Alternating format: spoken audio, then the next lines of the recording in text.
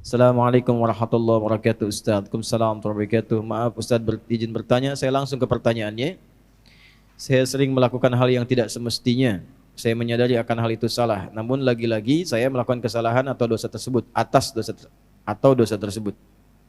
Terlebih susah dalam mengendalikan syahwat dikarenakan pengalaman buruk yang pernah saya alami di waktu sebelumnya. Apakah saya masih diberikan kesempatan untuk memperbaiki semuanya Ustaz? Quran surah keempat An-Nisa di ayat yang ke-17. A'udzubillahi minasyaitonirrajim. Bismillahirrahmanirrahim. Innamat taubatu 'ala Allahi lilladzina ya'maluna as-su'a bijahalatin tsumma yatubuna min qarib. Orang-orang yang mau kembali kepada Allah dengan taubat itu, maka lakukanlah ketika ia sadar ia salah, segera taubat. Ya. Jadi taubat itu jangan ketika Anda kerjakan, misalnya terjadi lagi Anda simpulkan enggak diterima. Jangan begitu. Maksudnya terus tobati sampai di titik Anda menyesali itu. Jangan berhenti. Ya. Makanya disebutnya dengan tawab. Allahnya menerima tawab, hambanya menghadap tawab. Jamaknya tawabin. Nah, orang yang terus begitu dicintai oleh Allah. Dalilnya mana? Quran surah kedua Al-Baqarah di ayat ke-222. 222. Kan? Innallaha yuhibbut tawwabina. Innallaha yuhibbut tawwabin. Allah sangat mencintai orang-orang yang terus bertaubat. Salah, taubatin lagi. Salah, taubatin lagi. Salah, taubatin lagi. Sampai kita merasakan titik jenuh dalam bermaksiat dan kembali kepada taubat.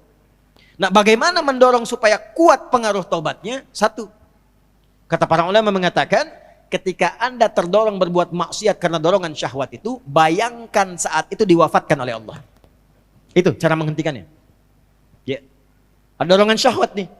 Ya. Ketika akan terfikir untuk melakukan, bayangkan, rasakan bagaimana kalau diwafatkan saat itu. Nah, itu akan menghentikan seketika. Ya, seketika itu akan berhenti. Nah, setelah itu bagaimana? Cari suhbatus sholihin, bergaul dengan orang soleh yang menghindari lingkungan tadi. Ya, kalau tayangan, hilangkan tayangannya, ganti dengan yang baik-baik. Bacaan, mulai hilangkan yang buruk, ganti dengan yang baik. Untuk menemukan itu, bergaul dengan orang soleh. Lihat, Anda pelajar di kampus, cari orang soleh. Ya, temani dia terus. Temani, supaya mendapatkan bagian dari kesolehannya. Setelah itu, latihan selanjutnya yang pertama, sholat. Karena sholat itu kuncinya. Inna sholata tanha anil fahsya'i wal. Nah, syahwat itu munculnya dari fahsya.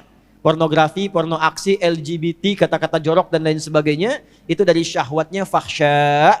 Pencegah utamanya adalah salat. Maka dalam sujud mohonkan khusus kepada Allah supaya bisa dibimbing, diberikan kekuatan oleh Allah untuk mengendalikan syahwatnya. Satu, taubat jangan berhenti, optimis terus. Yang kedua, rasakan kalau akan terfikir berbuat maksiat akan diwafatkan. Yang ketiga, cari teman yang soleh. Yang keempat, sholat optimalkan. Yang kelima, latihan puasa. Gitu ya. Sebab puasa itu paling efektif untuk bisa mencegah maksiat. Ya, Anda kalau syahwat sedang muncul, sedang puasa, nggak akan dilakukan. Berat untuk melakukan itu. Minimal pertama takut batal puasanya. Takut batal, kesananya lagi, itu akan terbiasa. Ya, akan terbiasa. Ya, yang biasa buka juga kalau puasa kan memang setengah-setengah dulu. Ya, kan dulu pernah saya waktu di Kalimantan ada cerita dari Sumedang. Preman tobat, pensiun. Kemudian dia puasa. Ya, begitu dia lewat, lihat rumah makan tuh. Rumah makan kok buka. Wah, jiwanya muncul lagi, datang ke situ gebrak. Pak, apa nggak tahu ini waktunya puasa?